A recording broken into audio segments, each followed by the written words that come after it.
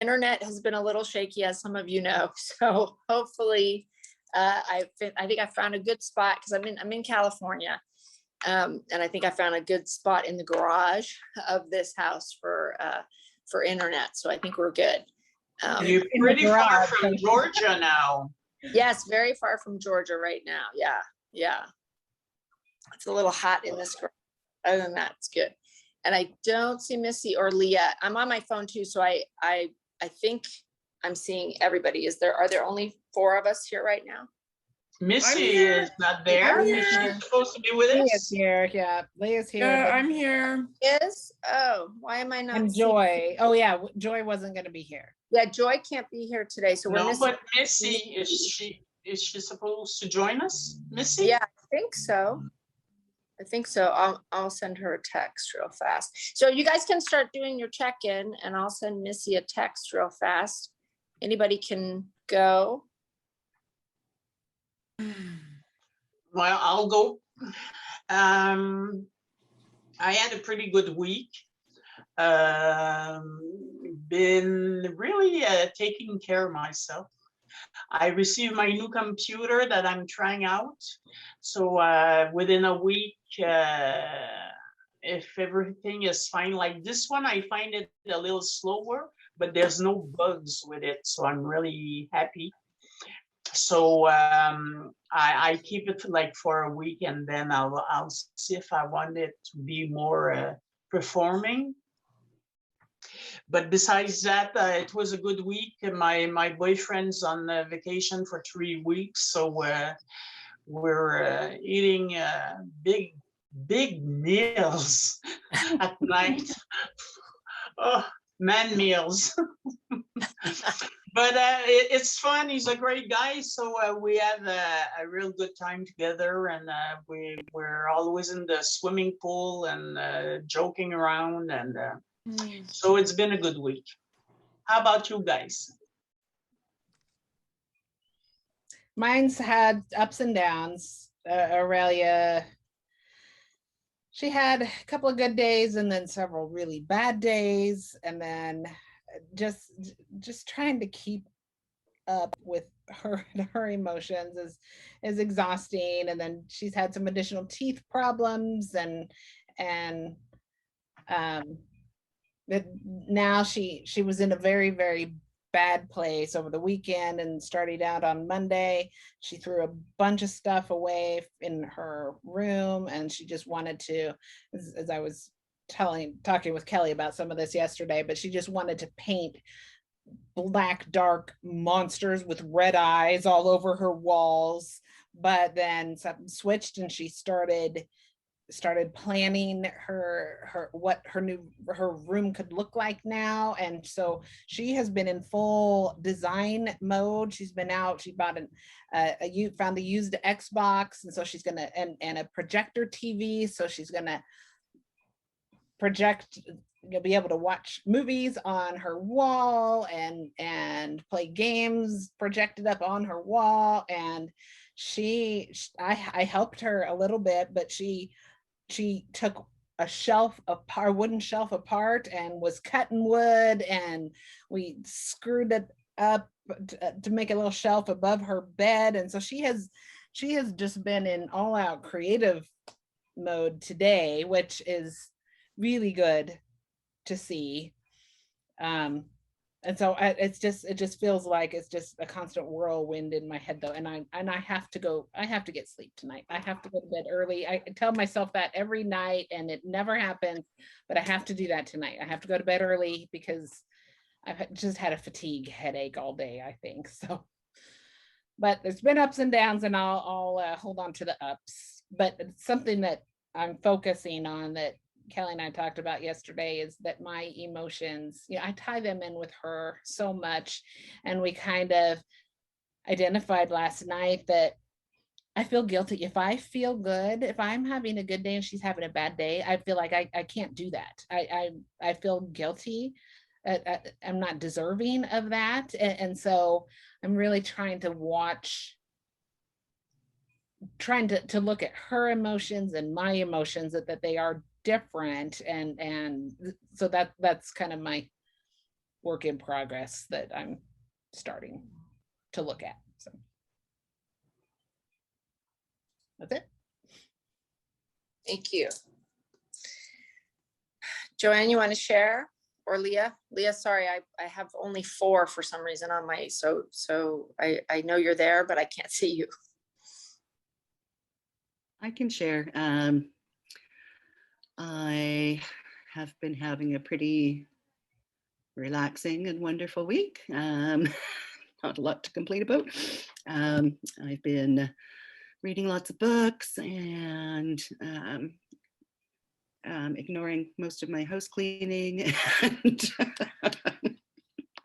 And yeah, went out for lunch with some friends from school that I haven't seen for many months. Tomorrow I'm going to go visit my best friend from high school that I haven't seen for many months. So I'm enjoying having some of that kind of life come back and being able to actually hug people real for real and be part of that. And I had a good session with Kelly yesterday, and yeah, I'm feeling really blessed. I'm feeling very grateful. A lot of the work that I've been doing here has taken a lot of the weight from inside of me, a lot of the darker thoughts.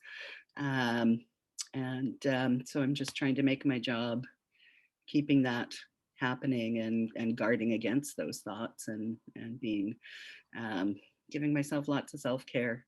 And yeah, so I'm feeling blessed, and part of that is you guys. So thanks for being here and being part of my life.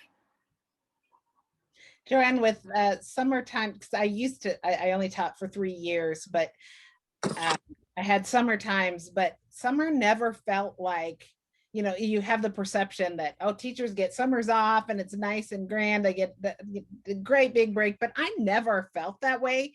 I felt like I spent a month wrapping up a school year and then a month getting ready for the school year. And then I didn't feel like I had any relaxed time. So I hope it sounds like you're getting a little relaxed enjoyment out of it. So I hope so. Yeah, I think I was the same, and I felt very, in fact, I did work a lot in the summers when I worked in a private school for kids with learning disabilities and stuff. And that was part of my, about 4 or 5 years ago, had a bit of a nervous breakdown. I think I've told you guys this before, but, and I decided at that point in time that just doing that was not worth it on myself, and I wasn't doing any benefit to the kids by not caring for myself. And so for the last 4 summers, because before that I was also doing my master's, so I was doing that during the summers as well as while I was working. So yeah, so I just decided I will give a week at the end of my own time, and I will give a week at the beginning of my own time, but the rest of it, mine. And I'm not going to check the mail, and I'm not even going to think about it. So Good for you. again, sort of learning and growing as we go along, right? But yeah, it's not easy to do, because you're always worrying about those kiddos and what, I did actually check my email the other day, and I started reading a psych ed for a kid that I'm going to have next year. And I was like, why are you doing this? Stop. But yes, thank you for recognizing that, because yeah, everybody thinks that we get to just laze around for 2 months and do nothing, and that's not the case, right? You're doing a lot of the stuff that you didn't get time to do during the school year. Sure. Yeah. Yeah, absolutely. And I hope that you're giving yourself some self-care in all of this too. I'm still working on carving out some time. It's a challenge. It's a priority, but it's a challenge. It's very difficult when you're dealing with somebody else's crisis, right? It's tough, but I will keep that intention for you. Thank you. Thank you. All right, I'm gonna try sliding to this next screen. Oh, there you are. Hey, guys. I got you guys on split screens. So Leah or Missy, are you ready to share?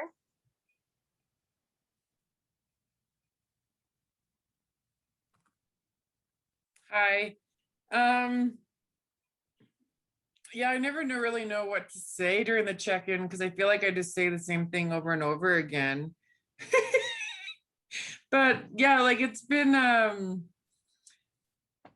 decent week. It's been quite busy at work. Work has been very busy. So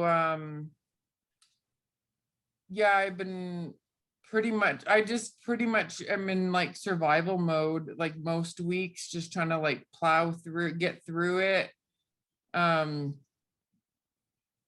Yeah, like I'm kind of I'm still in robot mode where I just do what I need to do to like keep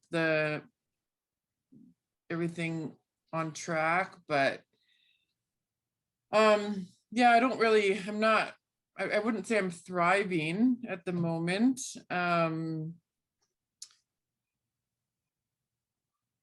Yeah, like I'm kind of feeling a bit yeah, I'm not doing a lot of the self-care stuff that I feel like I'm letting myself down by not doing. I'm still just kind of like, I just go through the motions and then zone and then I just want to zone out and numb out instead of doing like what would be beneficial for myself. My boss today did actually call me on, she's like, when are you taking holidays, Leah? And because she's like, it's been interesting because she's like, she's worried, she is worried about me. So yeah, I'm gonna probably take vacation. I'm gonna take a 2-week vacation, I think at the end of August, just so I can, yeah. I think I like when I get, the more stressed out I get, the less I want to take time off because I just get into this like I get stuck inside myself and I just am like I'm literally like this little machine and um I don't want to sit with, sometimes time off is like scary to me. So but I want it. Like I'm not super productive or efficient at anything that I'm doing right now. So I know that I need it, but I'm avoiding it at the same time. But yeah, I am going to take 2 weeks. So my energy levels are better, but my anxiety is still pretty, yeah. I feel like my main job is like keeping my anxiety at like manageable levels. And then my secondary job is the one that I get paid for. So I should just get paid for like managing my anxiety and then that would be great. But I feel like I invest so much time on trying to keep trying to level myself out that I don't have a lot of resources for other things. But yeah, it's been a decent week.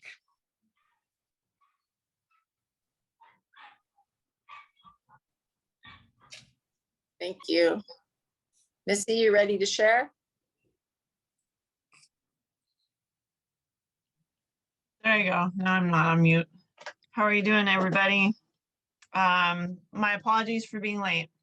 I was doing the rare task of cooking dinner and time got away from me. So I apologize. This week has been really great. I had a pretty big upset last week that kind of brought up a bunch of stuff from my 20s that I didn't realize was there. And as I worked through it and processed it, I unearthed my 20 something year old badass self that I haven't seen for a while. So she's alive and well. and reincorporated, and that sort of really got me in motion around a lot of things in my life. So I started, I'm starting a course for women to learn how to ride motorcycles, and incorporating self-care in with it. So I actually started, recording the first part of that series. And it's actually fun. Whereas before, I didn't think there would be anything fun about it. But yeah, I got a whole new take on it. So it's been a good week. That's all I got. Awesome. Okay, great. So I know I checked in with a couple people, but I think we're still at a place where we're not sharing the masks. So if you did finish your mask, that's fine. Just hold on to it. And then once everyone has finished, we'll share them. So no worries about that. I do think that it's important to do. And I think that it's one of those things that an implementation intention might be helpful, to set a day and a time to work on it, not necessarily to complete it, but to do some work on it. And then when you finish that time, set another day and time to work on it. Because I think that it will get away from you if you don't do that, if you don't work with an implementation intention for it. And I do think there's value. And I also think that a really important part of our gifts and talents is exposing them to the world, in an effort to share them. And so sharing them in the group is an important part. And we didn't share them because they're going to be shared on the mask. So I think that piece of you all getting to see and be seen in that way is important. So I do want to, I will be checking in weekly to see how people are doing. And I'm not concerned about how long it takes, but I am concerned that it does get done, because I think it's important to complete. And I also think that it's important that you all get a chance to share your gifts and talents through your mask and be seen and heard, and to see and hear each other as well. So if you can, if it's possible for you to set a day and a time and a place for some work on it this week, I would do that. If it's not possible, then it's not possible. But if it is, then I think that's great. I just put it on my calendar. So one thing that has been coming up for me this week is around, oh man, I'm not in an ideal situation here. And I think I'm struggling a little bit with articulation, but the idea that we have such a need as humans to judge, everything.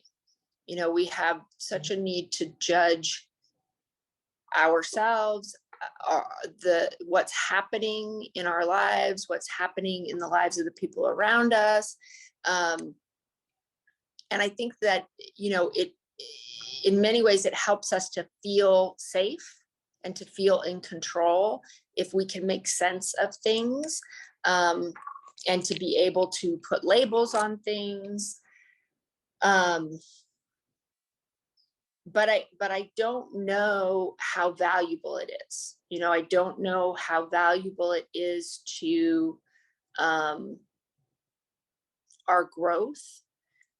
I think that we, in some ways, we slow our growth down with this desire to label, and then also a desire to change what is, and that we resist what is and fight with what is, and not even necessarily if it's bad, sometimes even when it's good, and that we, in the process of labeling, in the process of judging, in the process of defining, we sometimes separate ourselves from our own experience, and that there's a concept in Chinese philosophy of yin and yang, and the duality of life, that it is natural, and that in everything there is both light and dark, you know, and right and wrong, and truth and lie, and that that is a natural way, and that when we resist that, we get out of balance, you know. And so that's something that I've been looking at, and something in terms of like creating a situation where our states persist because we are resisting them, you know, and that we are perpetuating states, particularly negative states, by our attention being focused on them, and our labeling of them, our defining of them, our interest and desire to change them, and for them not to be. And I think that that's something that is, it's part of being human, but I don't know how useful or helpful it is to us. So I guess my first thing is I just want to kind of see what reactions or thoughts anybody has about what I just said. And then I do have an exercise, a yin and yang exercise that came up for me as a good one to do this week, based on, and some of my feeling is based on things occurring in my world, and some of it is based on conversations with you guys. So my first thought is, what are your thoughts about what I just said? How does that land with you? Does it resonate? Does it not resonate? Where does it resonate? And then I want to do this yin and yang exercise. So anybody that wants to share is free to share anything. Okay. It does resonate with me because I've been judging myself a hell of a lot through my life. And one of the things that was always coming back was, I'm 60 years old and I don't feel like I've accomplished anything in my life. But I did an exercise of every 10 years of my life, I wrote down what I did, and I did a lot. I had forgotten about all of this, but I still had that judging, like, to start my business. I wanted to do it like in March, but there was always something happening, and I didn't feel good about it. I judged myself, like, and I didn't feel I was procrastinating, but I kind of felt responsible for the computer and responsible for everything. And when I received my computer this week, I really realized that it was exactly the right moment. I felt like now is time. I feel so ready.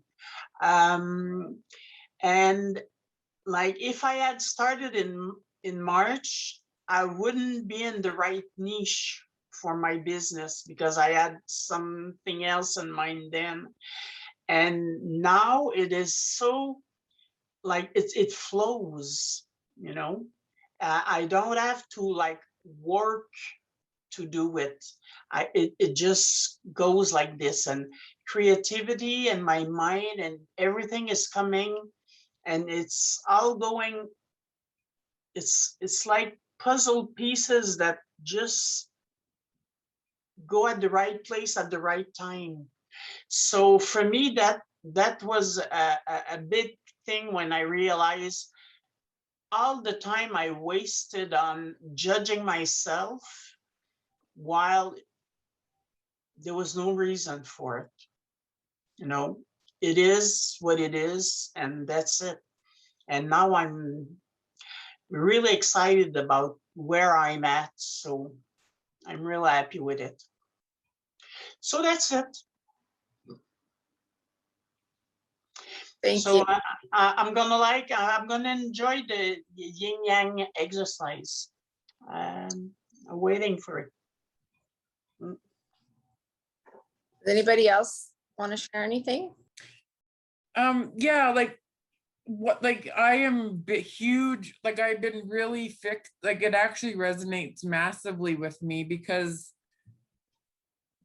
I try so hard. The radical acceptance is kind of like what I'm aiming for, like every day, is just accepting like this is where I'm at right now, and not trying to make, yeah, be frustrated with it, or like just accepting that this is where I need to be, and that um it's part of like my growth.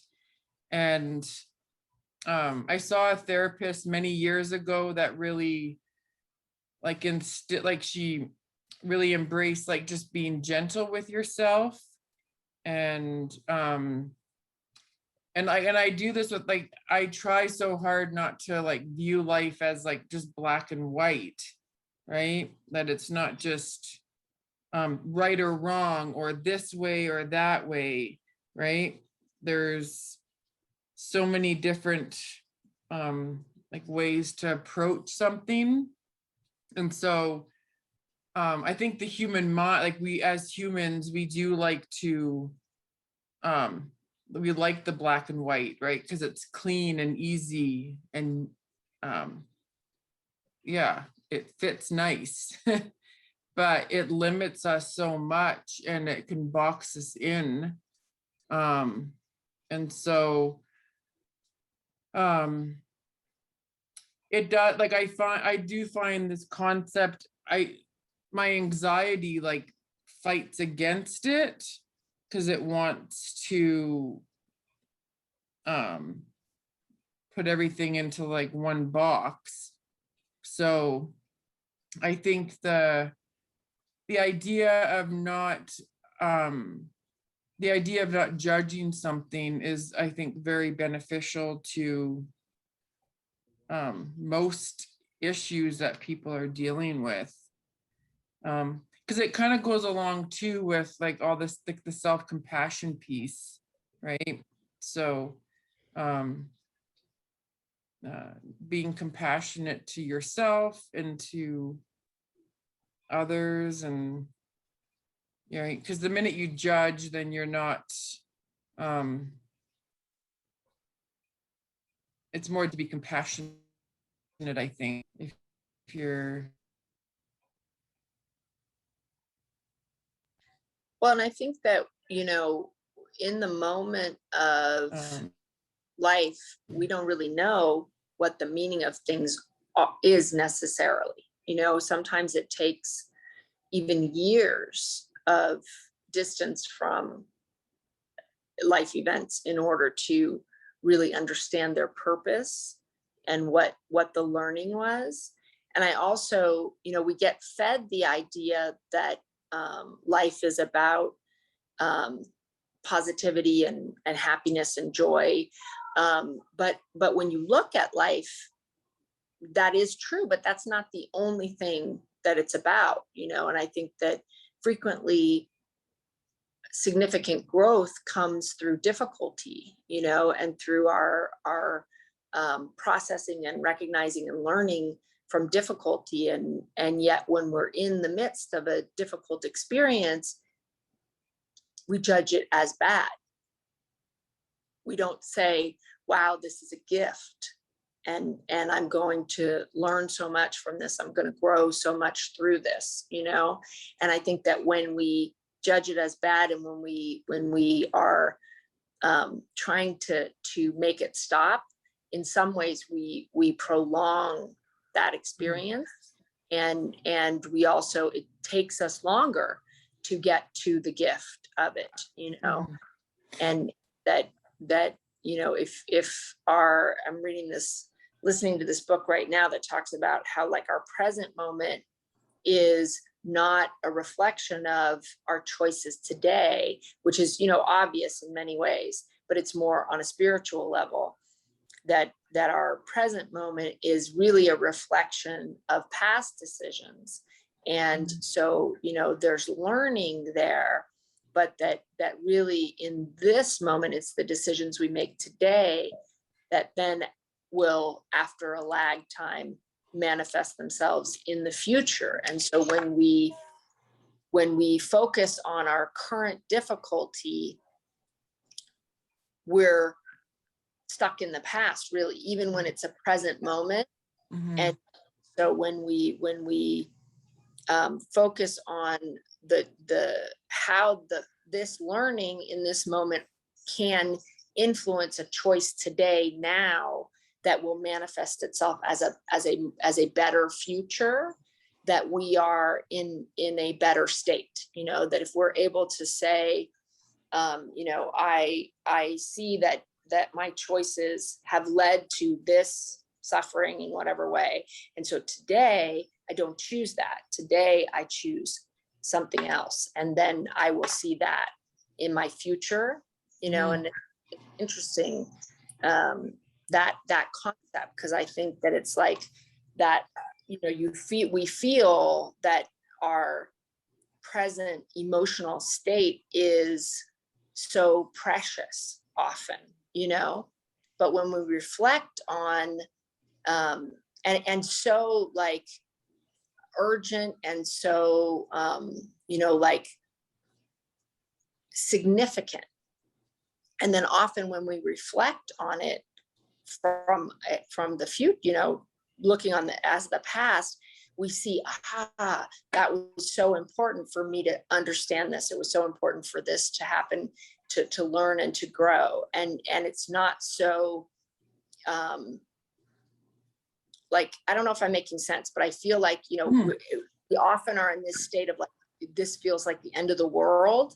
And in many ways, not only is it not the end of the world, it was so necessary and important in our growth and our journey, you know, and that this idea that we're here to produce something in terms of like work or, you know, whatever, like, who says that's why we're here? You know, the older I get, the less I think that's why we're here, you know, and the more that I think that, like, you know, Nancy, with you saying, you know, you haven't produced anything, it's like, you know, I would completely argue with you on that point in terms of, you know, you look at your, and again, potentially chosen path of difficulty to emerge as a whole person is a hell of a lot in my mind, you know, to be able to endure the level of difficulty that you did and emerge as a whole individual is a massive accomplishment, you know, and you know, from a spiritual place, isn't it more important? Isn't it a greater accomplishment than something in the work realm? You know, and I don't know, but I certainly think it's possible. And I certainly think that the evolution of ourselves, you know, as beings, if that's why we're here, you know, then anything like work or relationships or all of it is opportunities for learning and growth as outcomes and products, if that makes sense. I don't know if I'm making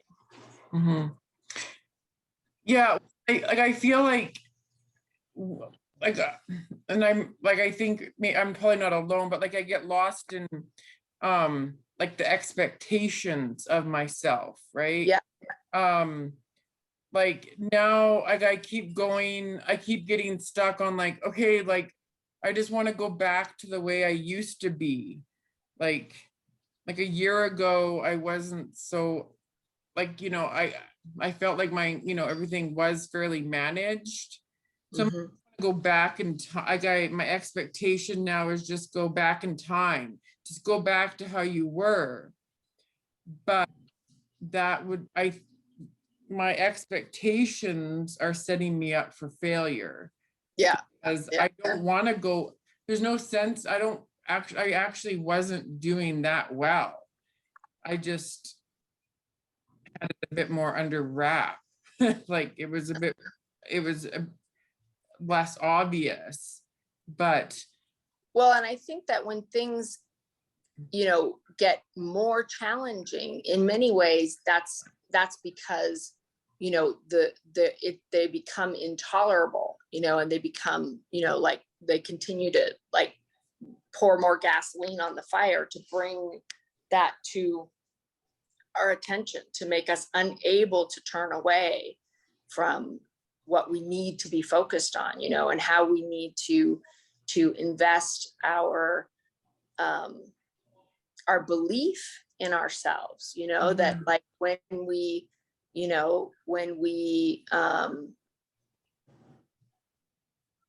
if you strip everything else away, can you be there for you, you know?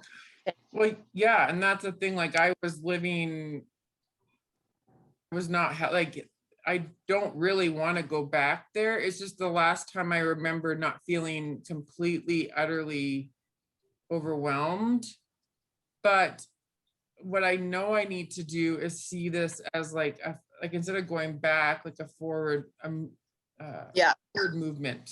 This is like I'm in a reset right now. Yeah. I'm learning a new way to live. And then I have to be okay with a new a new version of myself. I have to let go of, I'm still holding on to the that version of myself that used to exist. Mm-hmm. Isn't serving me well. Yeah. And so I am stuck in between, like I still haven't I need to let go and accept that there's a new version emerging, of me. Well, and I think that some of the language is really important, that like to use present, like I am, and then what you want to be, because that, in from various different, from spiritual sources, from brain research sources, from, life coaching sources, I keep hearing the same information, that our thoughts create our reality, and that there's a lag time there, and that our thoughts and the way that we think and speak within ourselves brings to us opportunities for a new reality. And so to start saying, I am calm, I am peace, I am love, because the continuous identification as anxiety cannot be beneficial for you, and it's not about not understanding this, but if you understand that your current anxiety is a reflection of your past decisions, if you don't want to carry that into the future, it has to stop now in the present. It can't be something that stops in the future. So that the language of I am calm, I am peace, I am love, try that for a few weeks. If you feel the anxiety, and say, I recognize this anxiety as a reflection of my past decisions, and today I am calm, today I am peace, today I am love, and see if that shifts anything in the future for you. Because I think that this is what I keep hearing from various sources, is that when we talk about when we label ourselves in the negative in the present, it perpetuates it into the future, even though it's our current present reality. And that if we can recognize our current present reality as a gift of understanding our choices from the past, and that none of them are wrong. That they collectively represent our chosen journey. And that when we say, thank you, I see what my choices have brought, and I understand, and now I'm choosing something different.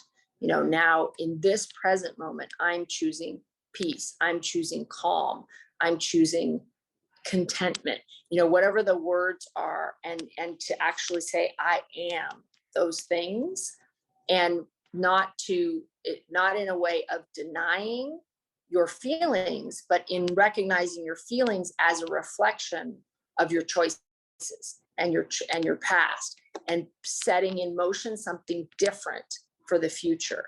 And that takes repetition, and there's a lag time, but then your current reality will shift to that past of saying, I am this thing. Does that make sense? And to me, the way I look at all this stuff is I'll try and I'll see what comes from it. But the idea that pain and suffering can be a gift is definitely something that I have experienced in my life. And I have also experienced, labeling my current situation, and I guess also feeling like a victim of my current situation. I've seen that perpetuate itself into the future. And then in the moments where I have been able to change that thought in the present, things shifted differently, if that makes sense.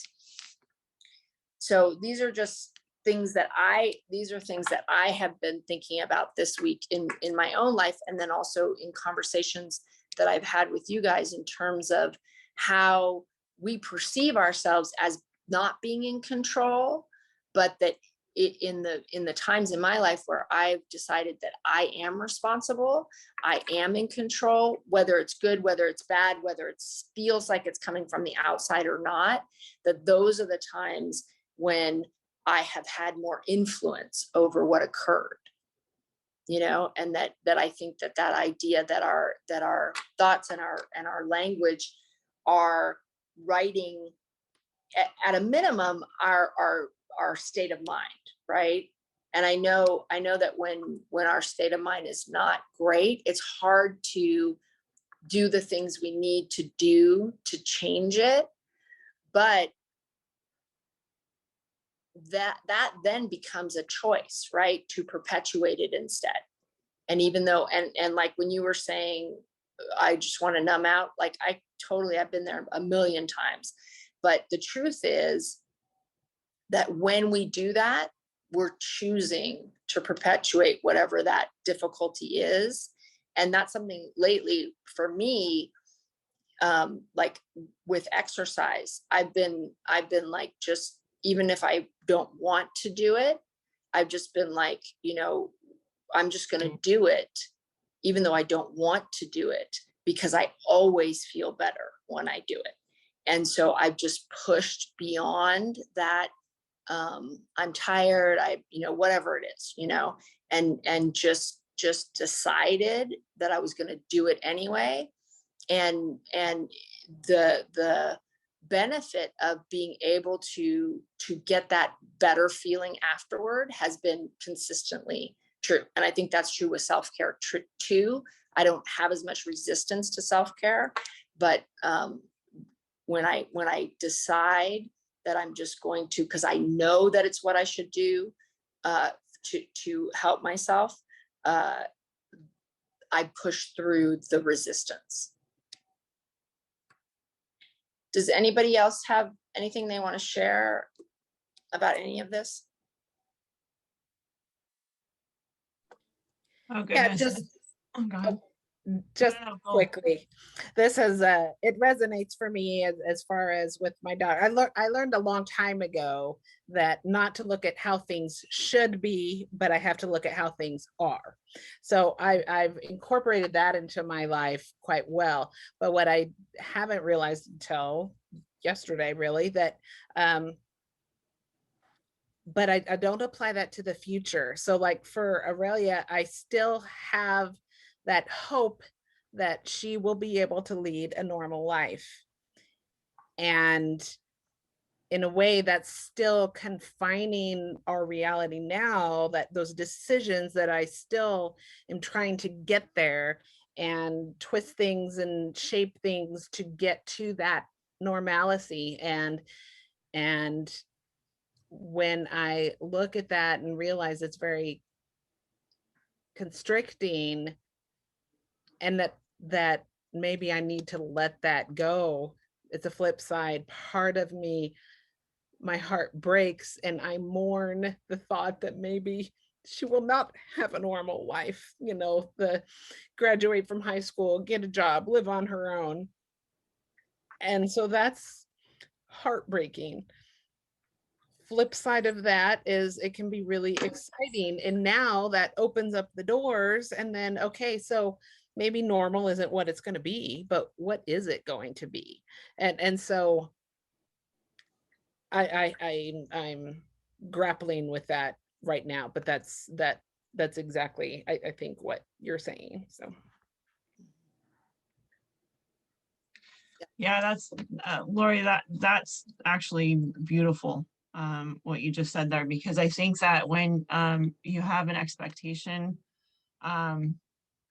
it closes off your vision of things that, are, the miracles that happen that you don't see because you're looking at a certain expectation, a certain outcome. And your field of vision opens up much wider once you take those constraints off. So that's super awesome. Yeah. This is such a deep topic on so many levels.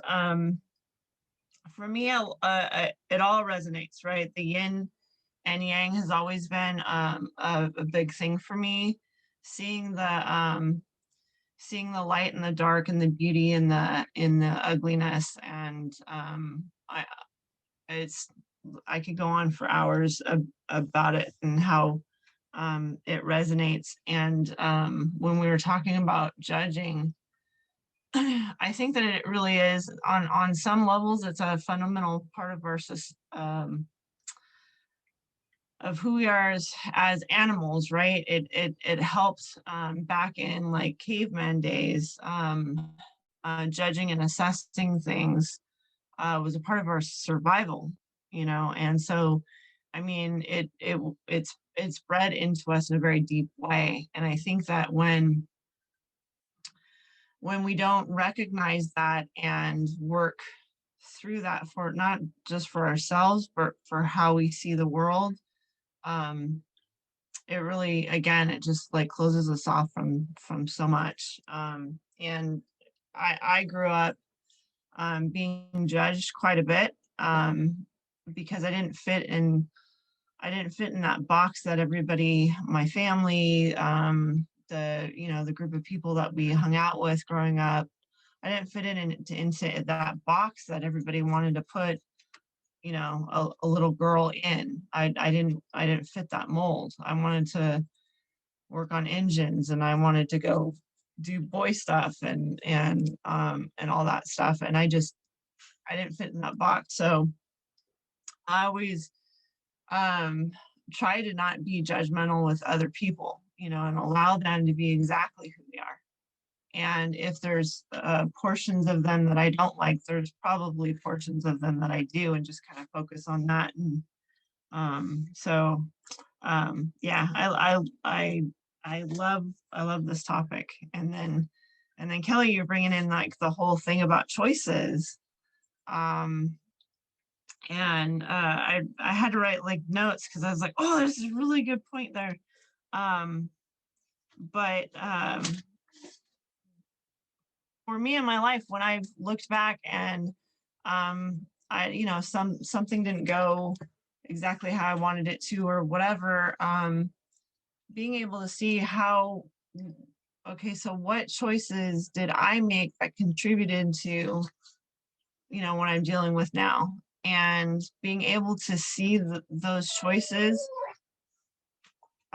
without judgment of it, like that was a bad choice or that was it's a choice that I made and here's the outcome, gives you the freedom to make different choices, you know. And if you can just see it as a choice rather than like, you know, uh, without judgment, like I'm, you know, I made that choice, so therefore I'm an idiot or whatever comes in there. But if you could actually just see it as like, I'm not an idiot, I just, that's what I chose to do. The cool thing is I can choose to never do that again, or I can do this in a different way. Life just really expands. So I don't know if I'm making any sense here because there's so many thoughts going on in my head, but I absolutely love this because I think all of this is really at the heart of what it is to be human. You know, all of this between the yin and the yang and the beautiful relationship of opposites, and how you really can't have, really cannot have one without the other. Because if you just had, like, if you just had the light, you wouldn't be able to see the light because you never had the contrast of the dark to see it, right? So it's all beautiful. So hope I made sense. Yeah, you made sense to me. And I think that the embracing all of life, you know, the idea of allowing, you know, I think of beautiful sadness, you know, and how when in the midst of something that's really difficult, you can acknowledge the beauty in your humanity, you know, and in your ability to feel that deeply, you know, about anything. And I think that that piece of like this sort of need or insistence on feeling only positive emotions in some ways, you know, makes it more difficult. You know, it makes it more difficult to truly be where you are, because you're sort of like in a constant state of attempting to manipulate things in order to get to this expected or desired state or outcome, you know, when in reality it's fluid, and that we believe that it's not as good or not as beneficial. I don't even know that I don't think I do believe that on the beneficial part, but because it feels difficult, you know, it feels painful that it's not worthy, or that it's not that we should be trying to eradicate it. And I just don't know that's true, you know. Okay, so let's get to the exercise. Anybody else have anything they want to share on this before we start? Just super quickly, I think that the most valuable thing that I've come up against in this course so far is working with that self-judgment, and not being accepting of all parts of me. I really like the exercise that we do where, you know, it's all of me is welcome here. And I think that opened something in me to be able to look at that.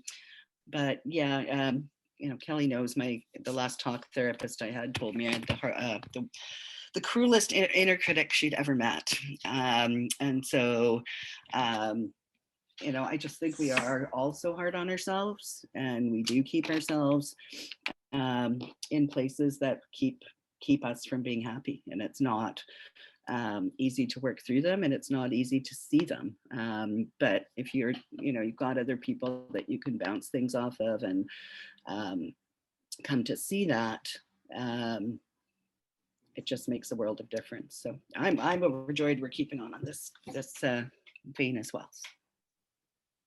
Well, and then I think that like, what would be the value of a life without sadness? Mm-hmm. What would be the value of a life without a varied experience? So I think that like if you can get to a place of acceptance of yourself, and you allow the natural flow of life to occur, and looking at it all as a gift, and looking and not saying you're not going to be sad, but that when you're sad, you're going to really be there, and really allow it in. And if this whole idea of like mistakes or whatever, like if your choices lead to difficulty, then that's new learning, that's new opportunity. I think that this idea that there's blame, what if it's credit instead of blame? You get the credit for this new learning, you get the credit for this new experience, and I think that like the opportunity to be able to deeply experience life is beautiful, even when it hurts. And that for many people, they want to ride the surface and if they dip into those deep places, they want to get out of them because it's too scary, and so if you really are willing to know yourself and be with yourself and be okay with the journey that you're on, I think that your base state will be higher, because you're not keeping all that negativity. You're processing it as learning, and then you're able to go through the flow of life and take from all your experiences the gifts that they hold. Yeah.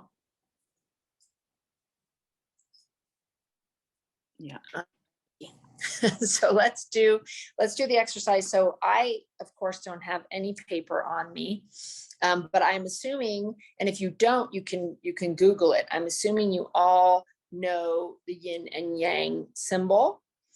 I would Google it. When I did this exercise, I did bring up a physical picture of it in order to draw. So we're going to draw a blank yin and yang. So not with half black and half white, just with the center separated, with the curvy line through the middle, so that you have the two sides, but they obviously would both be white in this instance. It's interesting because like I do love the yin and yang, and this is one that I have posted on my Instagram. And I love it because it's the one half is brain and the other half is the heart. So it's the battle of brain and heart. Oh, that's interesting. Will you post that in the group? Yeah. So because that is really what I think a lot of it. It's like our heart and our brain are fighting. It's like the two sides. But yeah. Yeah, awesome. So post that in the group, but for the purposes of the exercise, don't draw a black and a white one, draw a whole circle and then divide it with the curves into two white sides.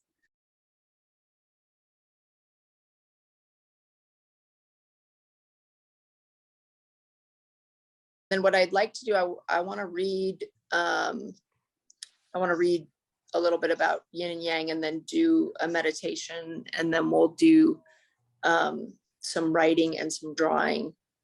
Another thought that is occurring to me based on some of the things you were talking about in the introduction or your check-in today is I wonder too, when we're in a prolonged state of darkness, if we're preventing the light, you know, that this balance, because the idea is that it's necessary, complementary and necessary. And so if we are fixated on the dark for a prolonged period, are we preventing the necessary opposite, you know? And does that then, do we then create an imbalance because it's dark, and there's no allowance of the light?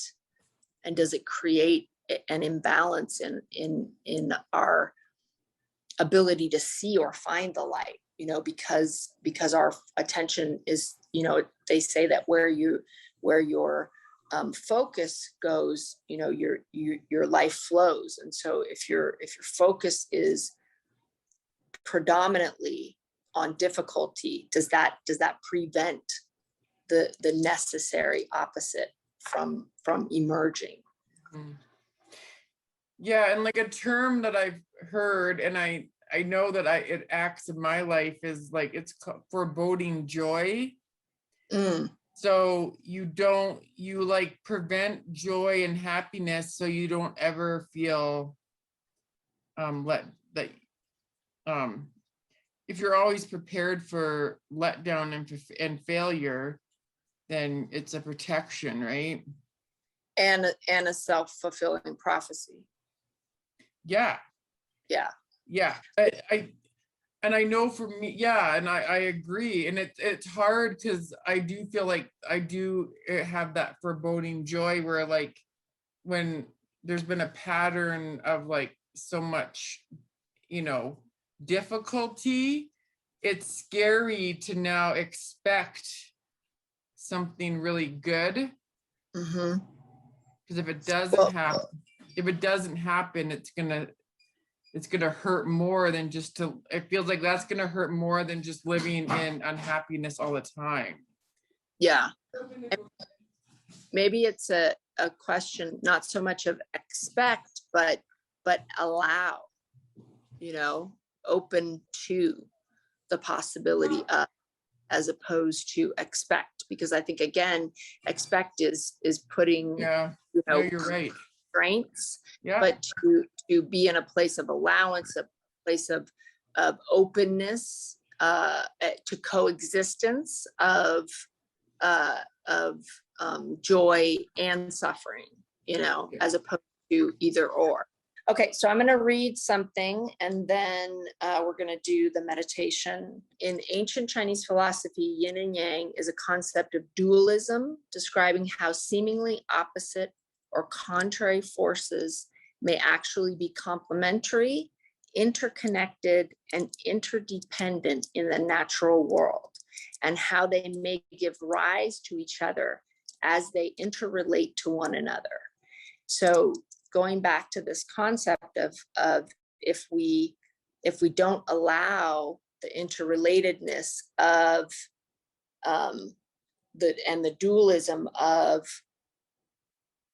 all things, you know, that if we have a need for things to be one way or the other way, do we shut down the possibility of this necessary interrelated dualism that also, you know, that through the interaction of the dualistic nature gives rise to new beginnings, right? So that's kind of where I want to go into the meditation, with that thought of what if always there is all things, and that the light and the darkness and the shadow are necessary for each other, and the interrelation of the two of them actually is the most natural state, and that when we try to suppress either side, we end up in an imbalance that then, you know, we see in our lives, in the occurrences of our lives. So let's go ahead and close your eyes, and we are going to do the breathing exercise where you start holding your ears. Before we start, I would like you to think about something in your life that you feel that your thinking is very singular around. And it could be very singularly positive, or it could be very singularly negative, but that you tend to view this situation as all good or all bad. And it should be something of significance. So I want you to think about something in your life that you view as all good or all bad. Because even though I think most people tend to do this more with negative things, being able to find the darkness in the light in this idea of yin and yang is just as important as being able to find the light in the darkness, if that makes sense. So select something in your life that is significant to you, that you feel you have black and white thinking around. And then we're going to close our eyes and hold your ears. Take a deep breath in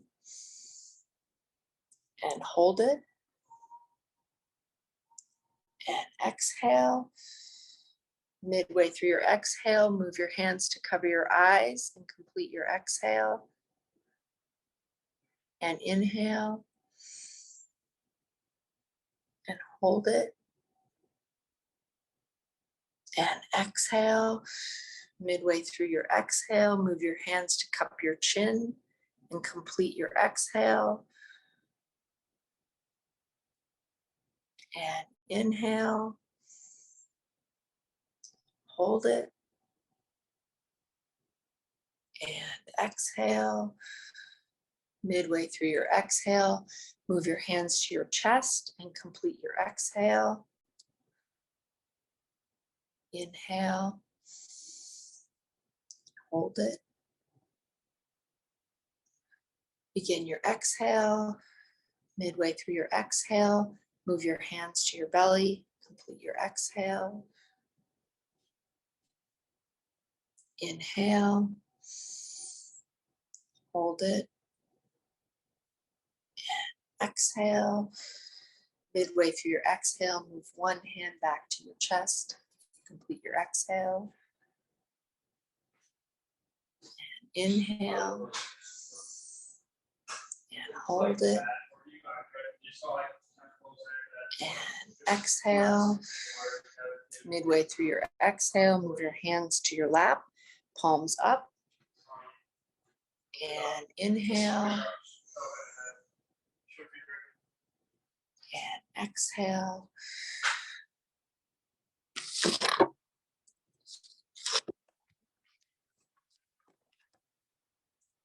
All of me is welcome here. And inhale again. And exhale. All of me is welcome here. I want you to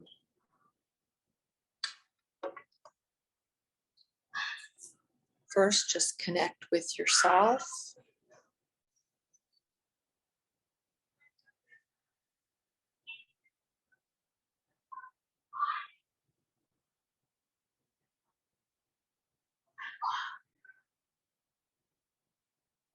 What if you are okay?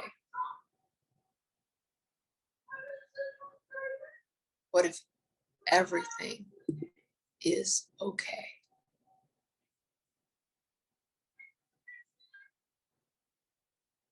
What if everything is fine? In the truest sense of the word. Perfect in its imperfection. And if you can, I want you to say out loud, I'm okay. I am fine. I am perfectly imperfect.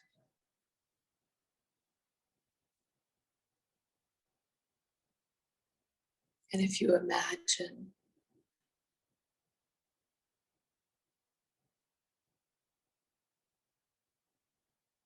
on one side of you is light, it's all light and bright.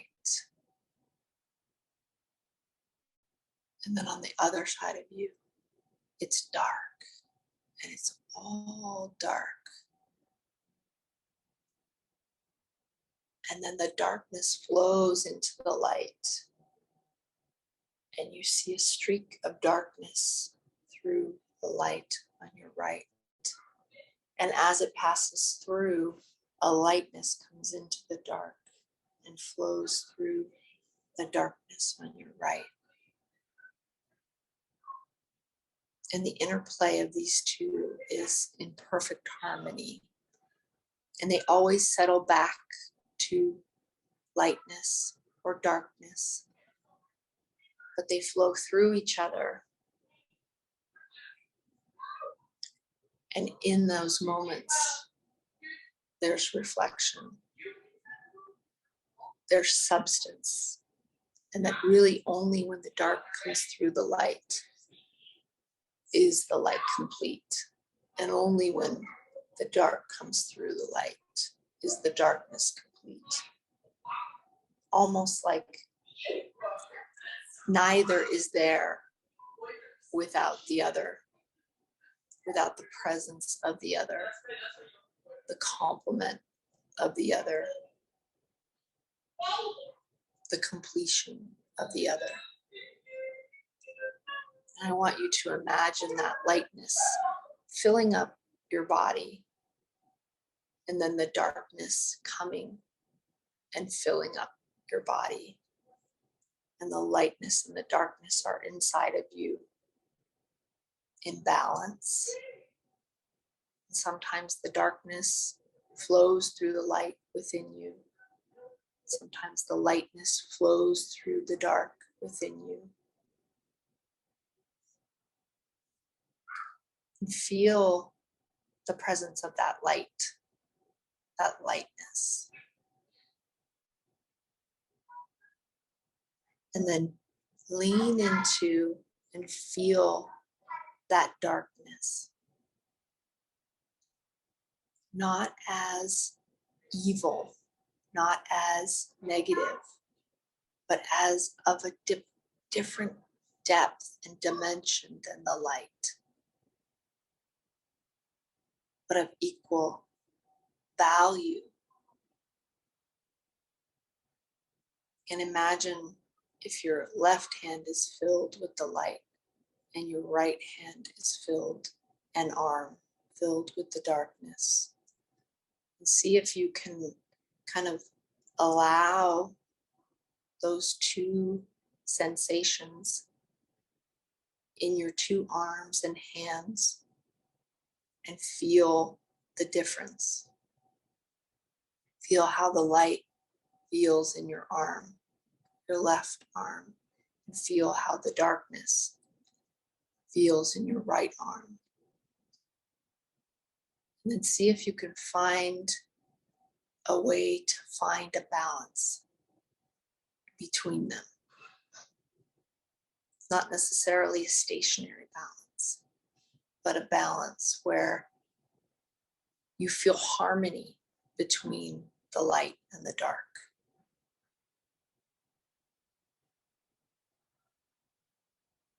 What if this is the dance? What if this is life?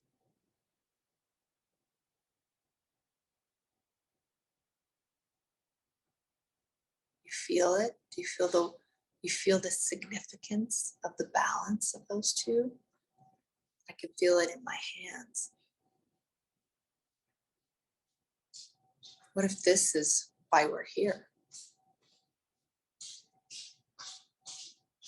Right? To be able to allow the light and the dark, and to find our own unique balance that brings peace in harmony.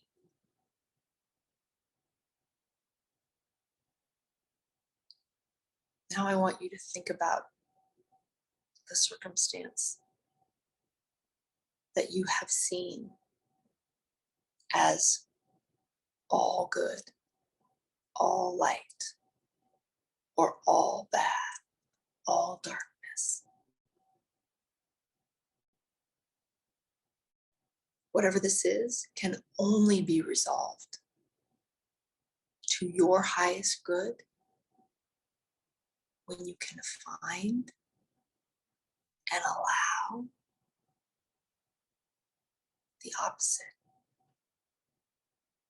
to exist simultaneously.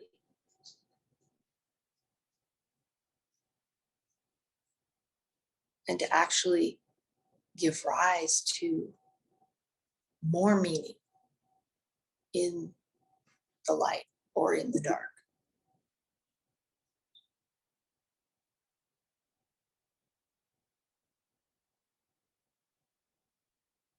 So let's first look at the circumstance, how you have been seeing it. Imagine it in front of you in all its darkness or in all its lightness.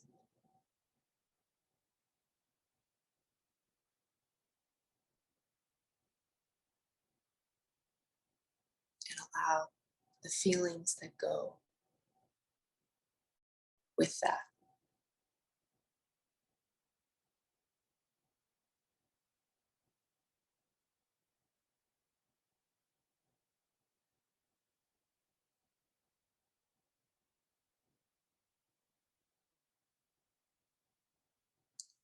Now, what if the opposite has always been there?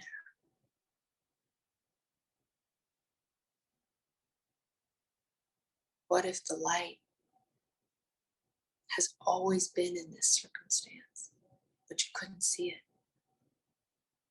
Or what if the shadow has always been there, but you wouldn't allow it? Now allow the opposite in. Allow the light to come and dance with the darkness, or allow the darkness to come and penetrate wherever it might in the light.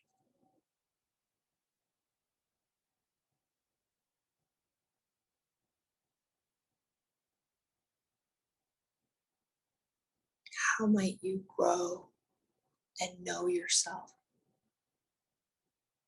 more? How might you know and love yourself better with the addition of the light or the darkness?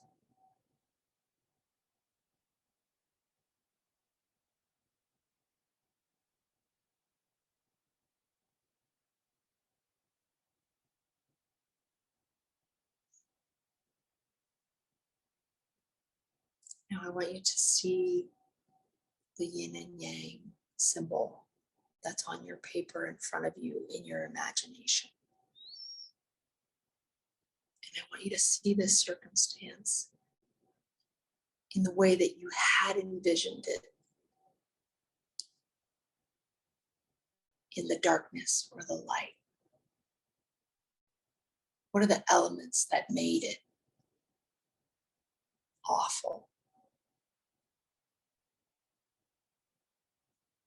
See them on the right side. Or what are the elements that made it wonderful? And see them on the left side if your situation was a positive one.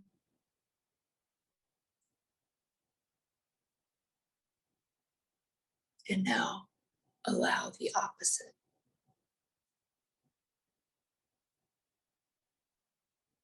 If your darkness was the only thing you could see,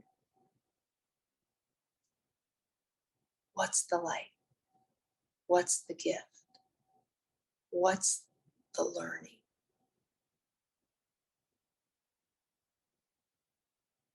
allow that to be on the left side. And if you were only seeing light and not allowing any shadow, allow the shadow to emerge.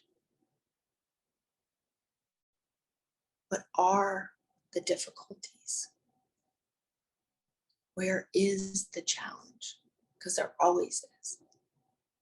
And allow that to emerge on the right.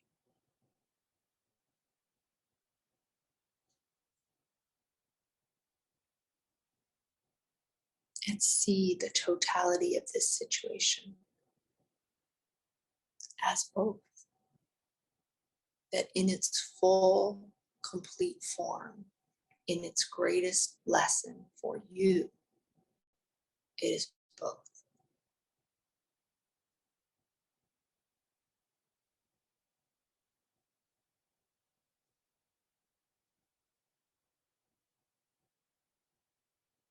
And when you can see that, and you can feel a sense of peace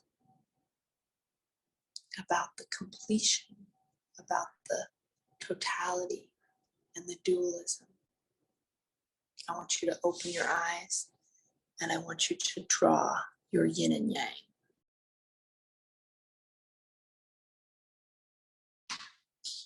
Okay, so let's start to wrap it up so that we can all get a chance to share. If you can find an ending, not necessarily an ending place, but a pausing place. And I do want there to be some journaling, but I want you guys to share. So I'm going to put some journaling questions in the group after the meeting so that everybody will get a chance to share, because I think that's really important. So whenever you're ready, anybody that would like to share, again, you can always share your picture, your experience in the meditation and visualization, what came for you, anything that you want to share. And anyone can go.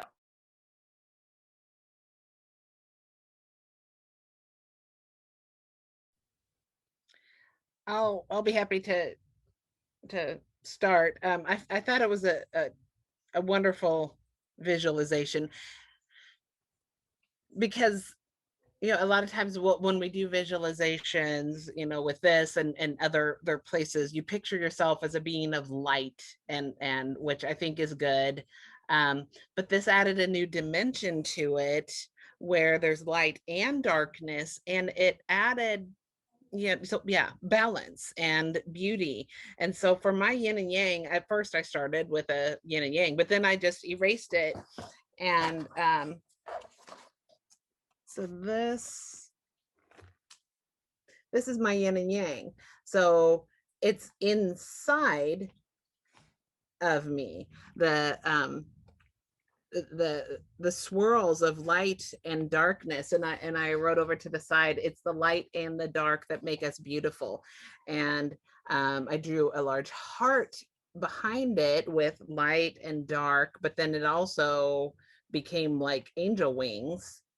So it was just a beautiful balance, and reminding me that it's the good and the bad that make the total experience, and that the bad isn't necessarily bad. It's just light and dark, and not good and bad. It's just light and dark, and that's all part of the growth and the experience, and that it does take the balance, because it's so easy to see the dark in so many things, but that it's okay to let in the balance of the good to make the total experience. So.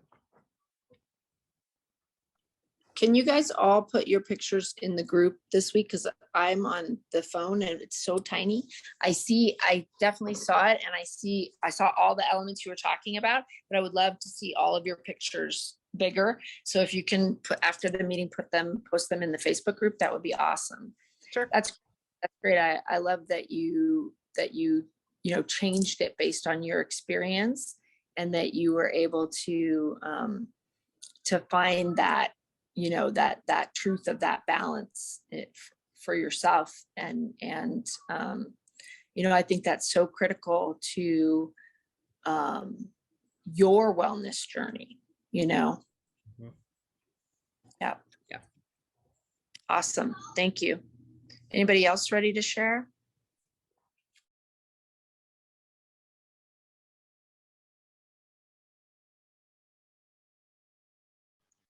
I'll go. Me, I only did the regular yin yang.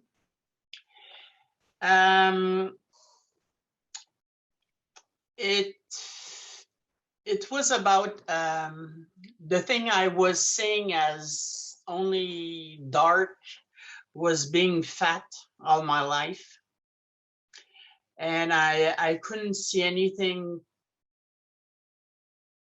positive of that. And then while meditating, I realized that it, like, for a while, I couldn't have any boyfriends because I was fat. But now I have my soulmate, and he knew me when I was 160 pounds heavier. And he fell in love with my soul.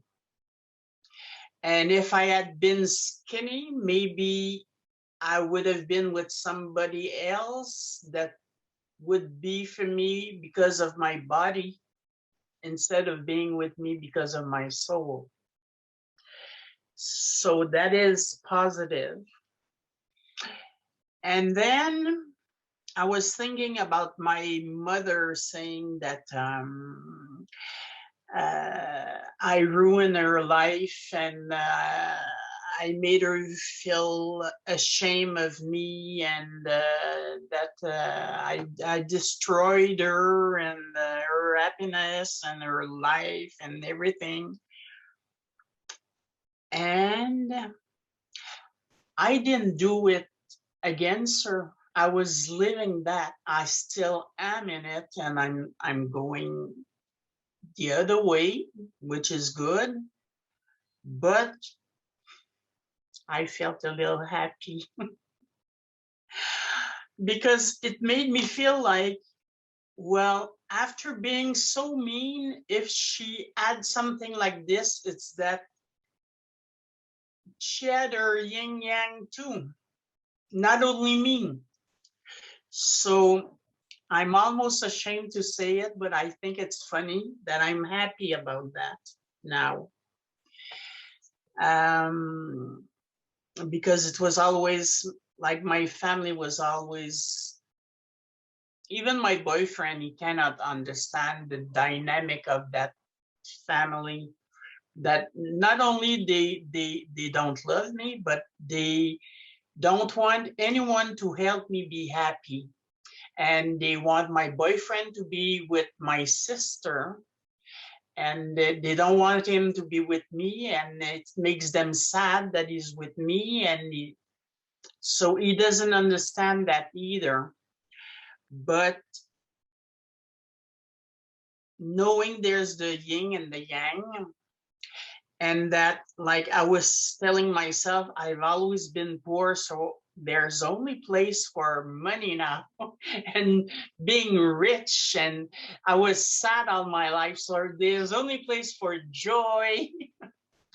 And I had anxiety attacks all my life, and now there's only place to be safe and to be hopeful and to be okay. And so I'm happy that I'm like on the other, I'm seeing the light on the other side of the darkness that I had for so many years.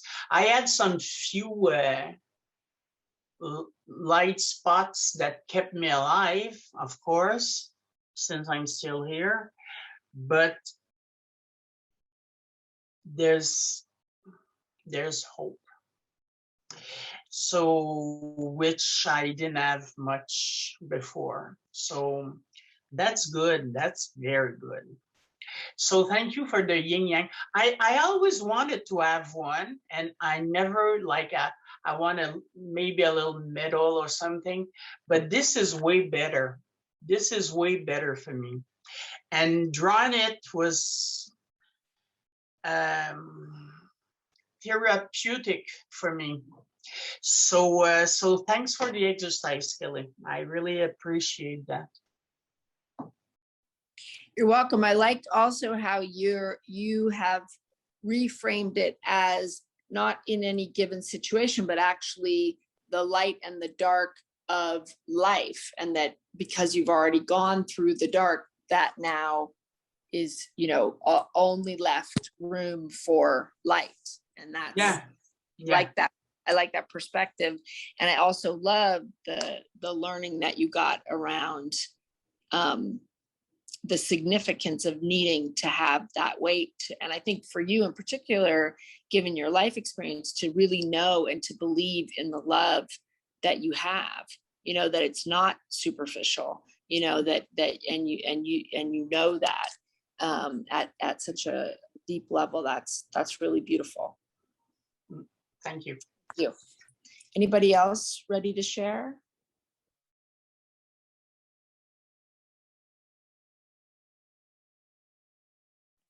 Talking without the mic on. Thank you, Nancy. I have also had struggles with weight all my life. And I did decide about 20 years ago to say, screw them all, and who cares? And I like the way I am, but I don't always, right? You have this wish just for once in your life to be the perfect princess. And I just had to say, okay, it's not going to happen to me in this lifetime, but I really found it inspiring the way that you found love for yourself within that. And yeah, so thank you. Mine was about the first sort of significant love I had, who lied and cheated and was, not faithful, and I didn't know that. And I, sort of Kelly and I have pinpointed that as a sort of a significant point of losing trust in myself, and my ability to judge, because I just kept saying, well, you're stupid, right? You should have known. How could you have not known? Do. And she's going, I think that's kind of an age appropriate kind of thing. And like a lot of us have gone through that. And so I decided to pick that one because I did not see anything positive in that. But through the other work I've been doing, I could today. So my yin yang is sort of traditional, but I framed it with words, and I tried to put black and white into each side. So the black words start out with betrayal, cheat, liar, shame, loss of self-trust, anger, sorrow. And then down the inside of the black one, close to the white one, tears, strength, self-love, boundaries, and rooted. So some of the good things that came out of that. And then on the green side, I've got self-love, resilience, persistence, compassion, new growth, trust, truth, self-compassion, healing, good life. So that's mine. That's great. I think that's wonderful too, that you picked that one, since we haven't worked on it, and that it was perfect for this exercise. Yeah. And I think that's always, like, even if in reality there wasn't any contribution from that person in that situation, the situation can still always contribute and always add value, if we allow the knowledge of what that is. So beautiful. Thank you. Who's ready to go next? I can go. So the area that I picked was not ever feeling fully accepted. I have a few people in my life that fully accept all the parts of me, and a lot of people that don't. So I have a very eclectic group of friends, and some of them I align with me in certain ways, and then just can't accept some of my ideals and thoughts and stuff like that. And then I've got friends on the opposite spectrum that, you know, accept those ideals and thoughts and stuff, but can't fully accept the other part of me. So I'm never really feeling that I fit in anywhere or belong anywhere, that sort of thing. And then always seeing that as a negative, like I don't have a place, like I don't belong anywhere. And through the meditation, what I found was that rather than not belonging anywhere, I actually can belong everywhere. And seeing that there was a lot of more freedom in that. And you know, depending on where I am or who I'm hanging out with, I'll hide the parts of me that I know that aren't acceptable. And then that switches all the time, right? So depending on where I am, I'm like, okay, I just tone down this part of me and, you know, ramp up this part. And then just seeing that, you know, it doesn't have to be that way. Like I can actually allow people to appreciate the parts of me that they do, and be okay with the parts that they don't, you know. Anyways, so without going too much further down that rabbit hole, I felt a lot of freedom. So those are wings. And then the other side is, it's a very anchoring, you know, thing to, and another thing that I realized was I have a stronger sense of who I am because of that dynamic, right? I can see a better picture of the all of me by that experience. So it's a good thing. So there you go. That's what I got. And I think too that, you know, it's in the opening of minds comes from the opportunity to experience what we judge and resist in a format that is palatable to us, and that is, so, you know, when you think about you belonging everywhere, that also creates you as a bridge, you know, and it creates you as an opening to allow people to become more flexible in their thinking and to open their minds because they like you and you hold a belief that they don't like.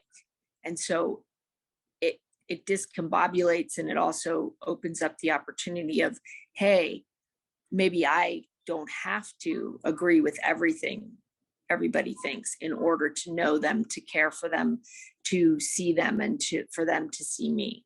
You know, so there's a unique value that you have in that way.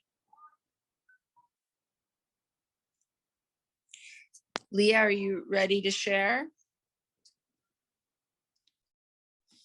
Yeah. So yeah, mine, I don't know. Mine, I feel it feels complicated, but mine kind of stems around just a lot around like my health, like just how I don't have control over the way sometimes like my body functions, like just it's kind of it goes deep into my childhood about just being shamed as a child for like my body, and like just there was a lot of, I think, some trauma and shame around that. And when I it's an area in my life that it's repeatedly come up as an area that I have like no control over. And that it triggers a lot of fear and like frustration in me. And it seems to get triggered when I develop when I get into like relationships with people. So and it seems to always, the underlying emotion is always shame. I always feel shame around, shame triggers all those that I then become fixated on my lack of control over my body. And yeah. So this last round, yeah, I got myself involved in a very bad relationship that triggered a lot of shame in me. And it's really just giving my power away, right? I give my power away, and then it triggers those feelings of not being adequate and not having control. And so I fixate on all the black, that I have no control and that it's hopeless. But on the flip side, like I always want to focus on I always want to live in the light, and I want to pretend the black isn't there. So I go between two, like I'm either in like the dark, or I'm in the dark and think there's no light, or I'm in the light and want to pretend the dark isn't there. So right now with the issues that I'm dealing with, yeah, I see I'm in a lot of, it just seems dark. This exercise was very helpful because, again, it allows me to not see the dark as so bad, right? That there is the light in the dark, and the dark is there's dark is also in the light. And so it's not just one or the other, they're kind of working together. So it was very helpful for me. I made it so for me, it was just a very, I wanted to really outline like the starkness of it. So like the dark is dark, and then the other side of me, like when I'm feeling good, I almost feel like I'm like glowing on top of the world. And then when it's dark, it feels, but I put the light in the, like, they're all kind of intermingled, and it's all really just one. The dark is the light, and the light is the dark. So, yeah. And I think that like the ability to try to find that middle, try to be in that middle, where they connect, as opposed to on one side or the other, and maybe even as we think about things in absolute terms, to really, really ask the question. So, where is the shadow here if everything's feeling, because, I don't think this is just valuable to darkness. I think it's also valuable to light, and that sometimes we set ourselves up because we won't see the darkness, we won't see the shadow in the light, and then, it comes crashing through. And so if we allow that there's this dance and balance, and where is it, where's the shadow, where's the challenge that I won't acknowledge here, where's the light and the freedom and the peace and the joy that I won't allow here, because I've labeled this experience as negative or positive, you know, and how can I find the balance by allowing it to be here and acknowledging its presence, you know? Yeah, and I think the human experience too, like finding that balance, that equilibrium is always, it's an art that all striving for. And I seem to vacillate between, I want to feel like I'm always on top of the world, you know, just conquering shit and just do, you know, like feeling empowered. And then I completely go to like, the world is ending and everything is bleak and horrible. And I don't think I don't know. Like I would like to kind of find, like live in the shadow, right? Where it's not it doesn't have to be these like extremes. And I don't know about anybody else, but I had such a sensation of the light and the dark in my hands, first in my arms, but then in my hands, and trying to find that balance. Like it wasn't in a stationary position that I could find it. It was in movement. You know, I was moving my hands, like they both felt really heavy, and I was but a different sensation, but like felt like something was in them. And it was only in, I'm doing it now, sorry, I'm probably making you guys sick.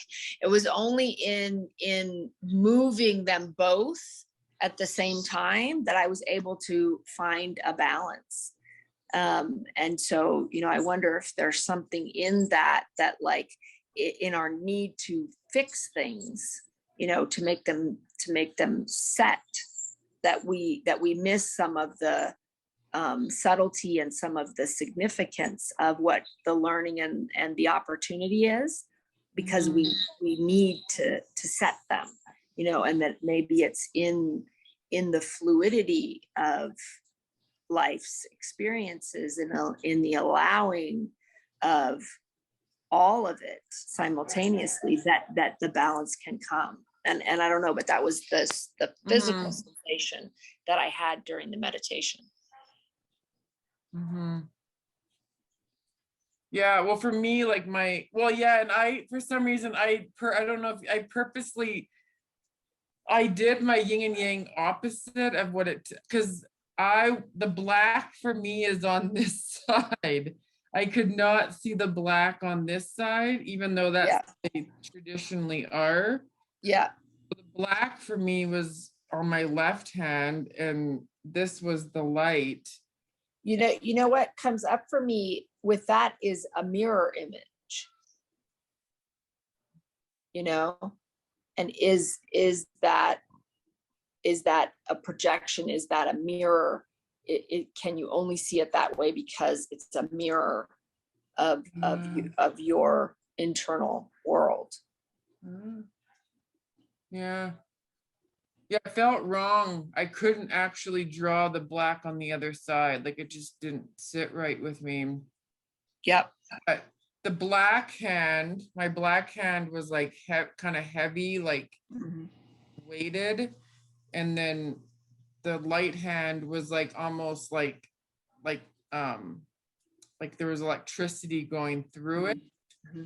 So it almost like if they come together, they kind of like the one is like the other one a little bit of a boost, and the other one kind of chills the other one.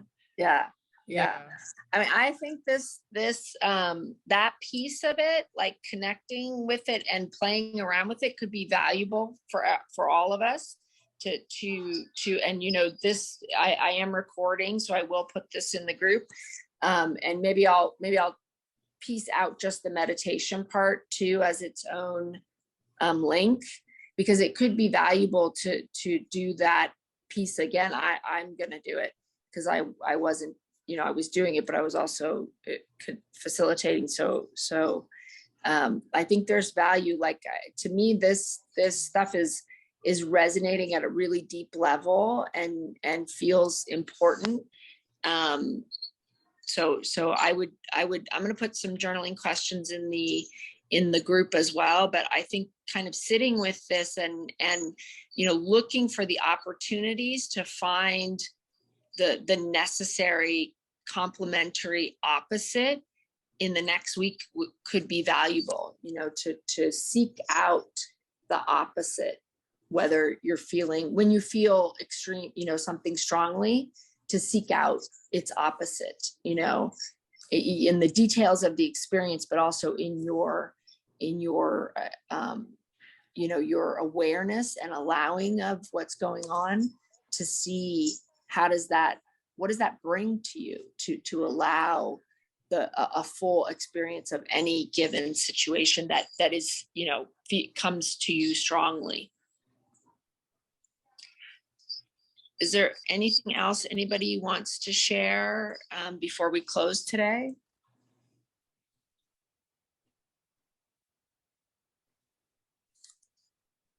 No.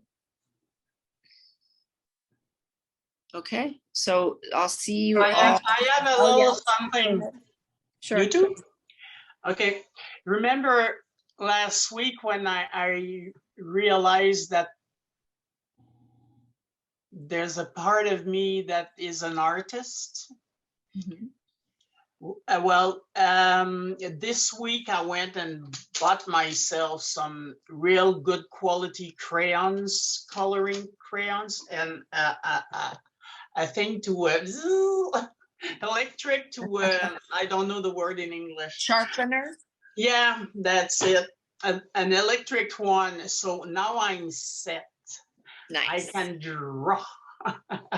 Awesome. So I wanted to share that it's all little stuff like this that I did for me.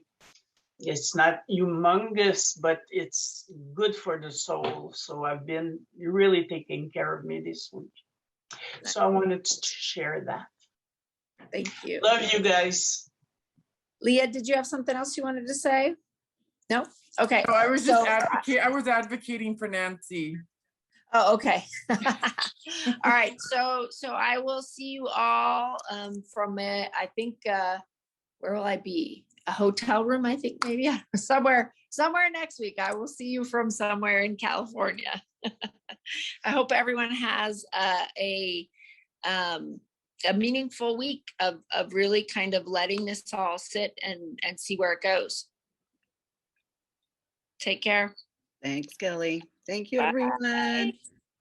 Bye bye. Bye, ladies.